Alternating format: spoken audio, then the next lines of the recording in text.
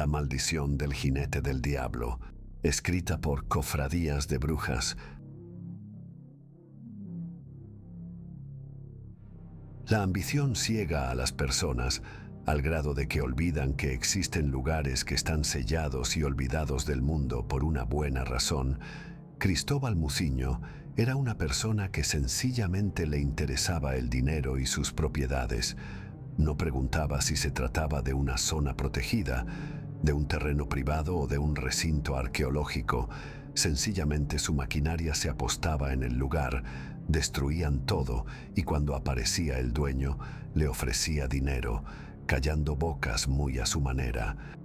Era de las personas que pensaban que todo en la vida tenía un precio y no se equivocaba, pues él y su familia pagaron la cuota más alta y no precisamente en ese orden por profanar no un sitio sagrado, sino el lugar más maldito de la tierra.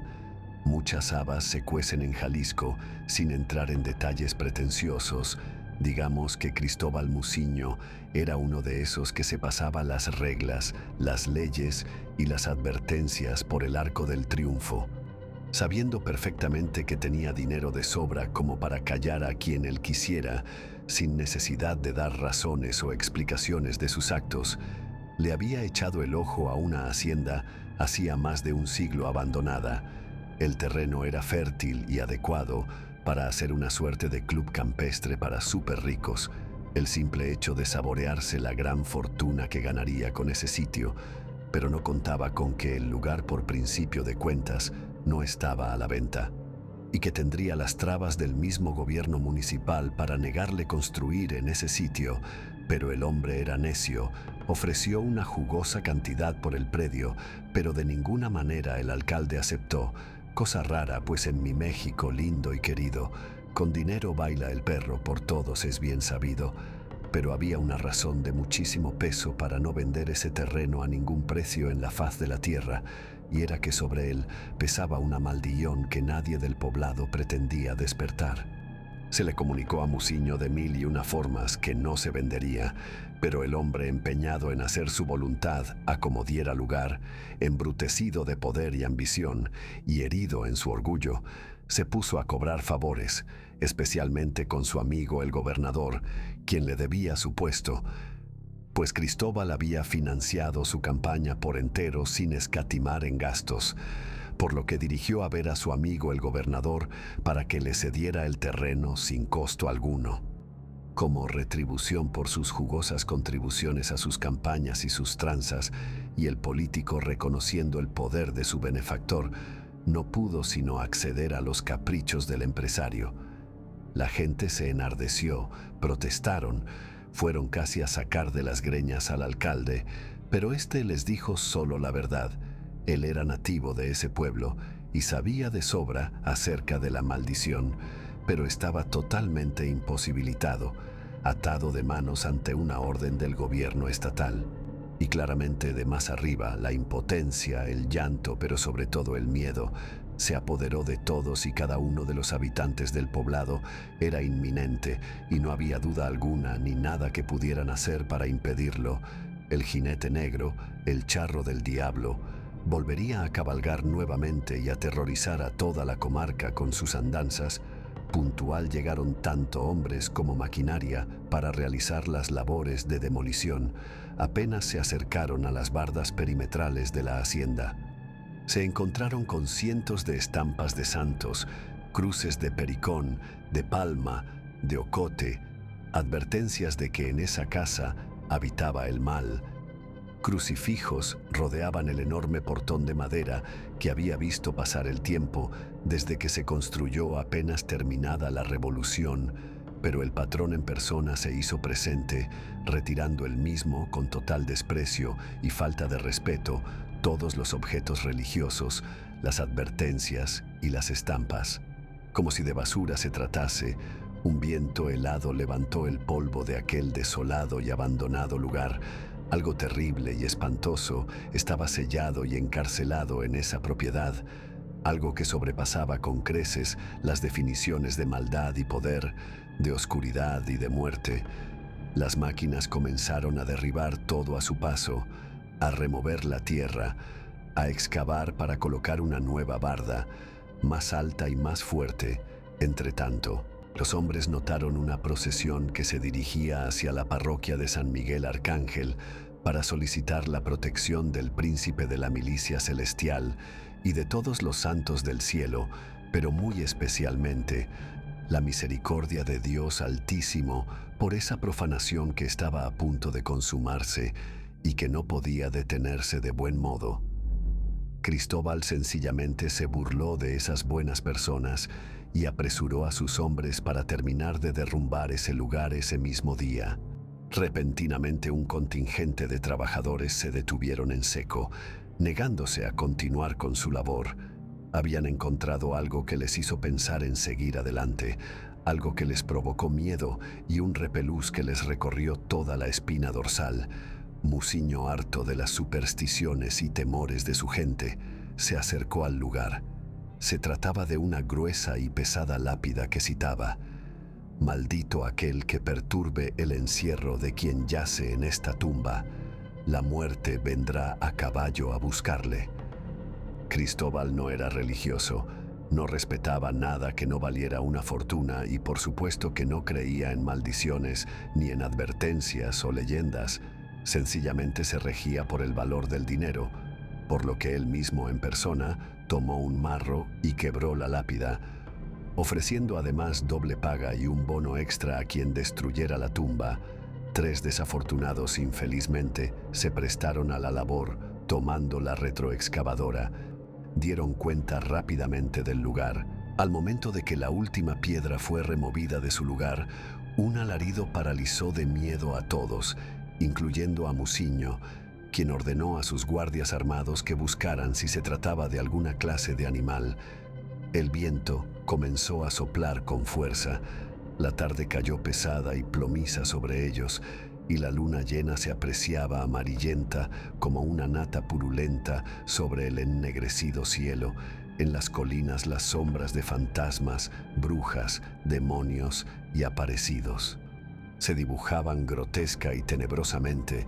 Poniendo nerviosos a los trabajadores, Cristóbal les ordenó acampar y dejar todo para el día siguiente. Entretanto, al otro lado de la propiedad, donde estaba colocada la lápida, la tierra comenzó a tronar, a salir a la superficie.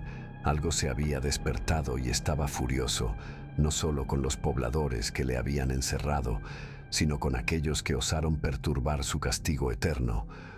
Un enorme caballo negro, esquelético y famélico, relinchó al liberarse de su prisión, mientras detrás suyo emergía la espantosa figura de un esqueleto, entallado en un raído y putrefacto traje de charro negro, que se miraba que otrora época había sido de gran gala y que ahora albergaba en su interior a la misma muerte que traía consigo la peste tras de sí.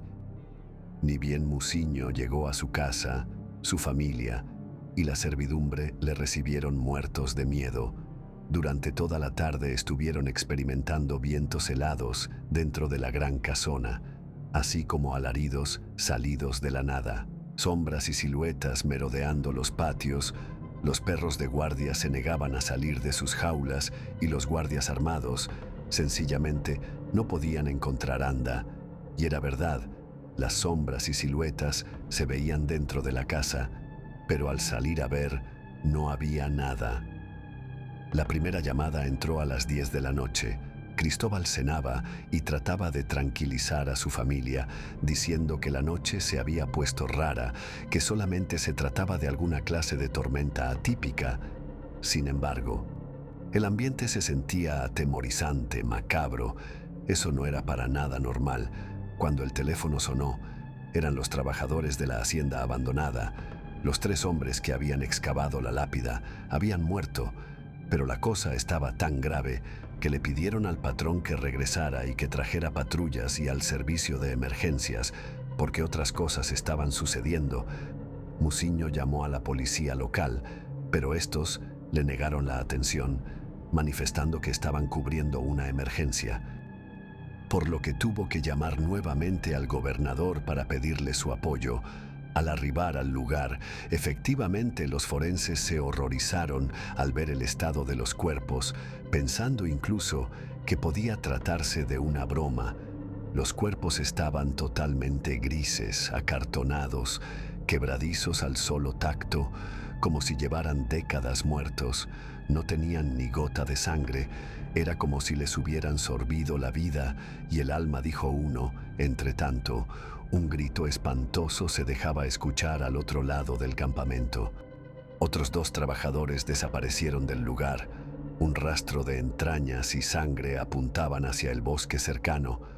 Muciño comenzó a hacer conjeturas, pensando que los pobladores les estaban metiendo miedo, pero al llegar al pueblo con las autoridades, se dieron cuenta que no había nadie, ni en las casas ni en las calles. Todos estaban al resguardo de la parroquia, rezando incesantemente el Santo Rosario, como dije antes, buscando la misericordia de Dios y la protección del Arcángel Miguel.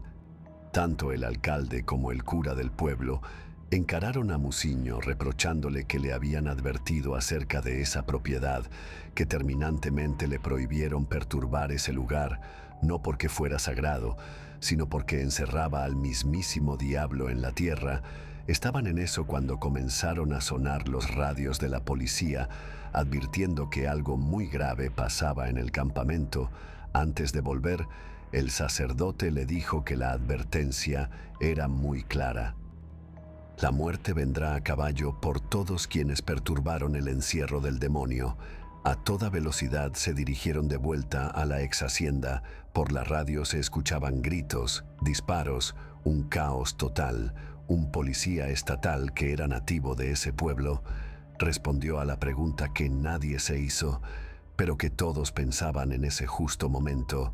Esa tumba maldita contenía los restos de un hombre cuyo nombre fue borrado de todo registro de que siquiera existiera. En épocas de la Revolución hubo de todo: saqueos, ultrajes a mujeres, privaciones de la vida a diestra y siniestra, pero había un hombre cuya violencia y sadismo eran tales que provocaba terror de solo estar en su presencia. Él no necesitaba el trabajo ni el dinero. Era dueño de esa hacienda, construida a base de sangre, de sufrimiento, de dolor y de muerte. Era producto de sus ambiciones y de todo lo que había saqueado durante su época como revolucionario. Su maldad y saña eran legendarias, al grado de llegar a oídos del general Emiliano Zapata, quien mandó capturar y detener a ese malnacido, quien terminó por refugiarse en su hacienda, teniendo como rehenes a todos los parvulitos de la parroquia que iban a hacer su primera comunión en breve. Este no se amedrentó al ver a los calzonudos arribar y rodear la hacienda. Ese hombre vivía por amor a la matanza. A punta de machete dio cuenta de varios, mientras sus pistolas acababan con gran parte de la avanzada, usando como escudos a los niños. Se dirigió hacia su caballo, tomando el resto de sus armas, ultimando a cada uno de sus captores, solo para después acabar con la vida de todos los pequeños. Nadie podía echarle una mano encima. Su caballo se embravecía cuando escuchaba las cornetas de batalla o escuchaba los disparos, al igual que su amo. Cargaba en tropel, permitiéndoles al charro negro decapitar a sus enemigos al galope, sin necesidad de usar sus manos para tomar las riendas, como si ese par hubieran nacido juntos. Se entendían a perfección, y era que el maldito había hecho pacto con el amo y señor de las tinieblas, pero su suerte no le duraría para siempre. Zapata mandó a lo mejor de sus hombres con el mismísimo padre Prisciliano Espíritu, el mismo que le dio su caballo al general para iniciar su lucha. Al entrar en la hacienda, el padre Espíritu iba colocando cruces de pericón que dicen que frenan al diablo. Llámenle casualidad, suerte o realidad. El charro se vio debilitado o algo así, pero fue abatido por las balas de los zapatistas, quienes le sepultaron junto con su horrendo caballo al final de la hacienda, encadenado por oraciones, estampas y crucifijos, condenándole a no morir, pero tampoco estar vivo, y ustedes lo liberaron de su prisión. Al arribar al campamento, No había un alma con vida, y quienes sobrevivieron escaparon para no volver jamás. Las autoridades no supieron qué hacer, sino decir que se había tratado de un enfrentamiento entre cárteles. Nadie les creería que el mismo diablo dio cuenta de esas personas de esa manera tan salvaje e inhumana. Muciño llamó a su casa, pero no recibió respuesta.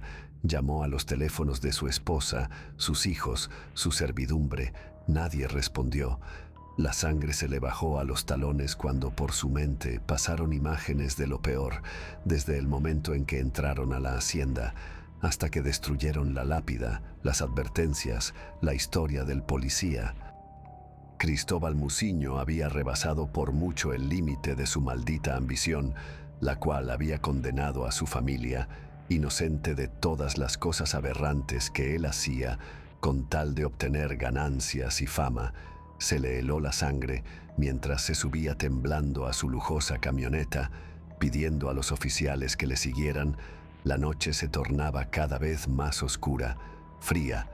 La luna parecía teñirse de rojo carmesí mientras más avanzaban las horas. A su paso, el macabro y tenebroso aullido lastimero de los perros le señalaba que el mal andaba cerca, y cabalgando por las polvorientas calles de los poblados, por más que quisiera, no podía ir más rápido, de lo contrario volcaría, creyendo aún que se trataba de un hombre de carne y hueso, quizás con algunos pistoleros.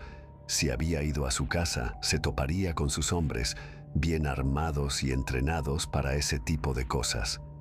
Pero al llegar al portón, la enorme reja de acero estaba doblada hacia adentro, como si algo muy grande y poderoso hubiera pasado a través de ella. La escena que Cristóbal Muciño presenció lo dejó helado. Perros, hombres, guardias, servidumbre, estaban regados en pedazos y sus restos esparcidos por todas partes, como si una bestia los hubiese atacado sin previo aviso. El hombre sacó su pistola al escuchar un grito dentro de la casa. Al entrar, un desgarrador grito salió de lo más profundo de su alma. Sus pequeños estaban en el piso, en las mismas condiciones que la gente de afuera. Sus nanas y demás personal al igual. Yacían inertes en el piso, y el charro en su gigantesco corcel tenía sujetada en todo lo alto de su cuello a su esposa, quien pataleaba inútil y agónicamente ante la poderosa garra de la muerte a caballo. Al recibir 9 tiros de la escuadra de Muciño, el charro apenas si se inmutó, quebrando fácilmente el cuello de la mujer, para luego dejarla caer. Luego levantó a Muciño de la misma forma, pero no lo asesinó. Sencillamente le echó un vaho negro y putrefacto, para luego dejarlo ahí, saliendo de la misma forma en que entró. Por varios años, Cristóbal Muciño, totalmente ido y apenas con ánimos de caminar, fue sujeto de investigaciones que solo el dinero pudo desviar, muriendo además de una extraña clase de cáncer combinado con una lepra que le carcomían por dentro y por fuera. Nadie creyó su historia y pagó verdaderas fortunas para que pensaran que había sido, como el policía dijo, un enfrentamiento entre cárteles. Curiosamente, el charro negro no volvió a ser visto, probablemente como decía la maldición. Solo se encargó de acabar con quienes le liberaron de su encierro, aunque mucha gente jura haber visto en los montes la fantasmal y espantosa figura de un descarnado ataviado en un putrefacto traje de charro negro.